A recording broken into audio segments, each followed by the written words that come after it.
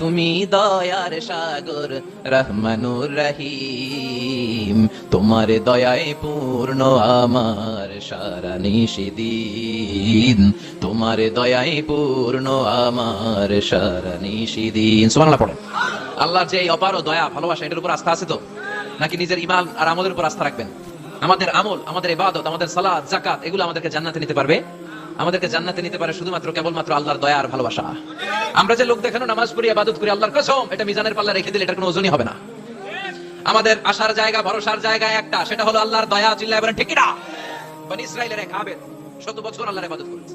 In the day of judgment আল্লাহ তাআলা ওই আবেদকে বলবে উদখুলিল জান্নাতা বিরহমাতি, go to the paradise with my mercy, আমার দয়ায় ভালোবাসায় জান্নাতে ঢুকে যাও। ওই আল্লাহর ওলি বলবে বাল বি আমালি, আল্লাহ আমি আমার আমল দিয়ে যেতে চাই, আপনার দয়া দিয়ে জান্নাতে যাওয়া লাগবে কেন? আমি নামাজ তো কম পড়ি নাই, জিকির তো কম করি নাই, তাহাজ্জুদ তো কম পড়ি নাই। আল্লাহ বলবেন তাই?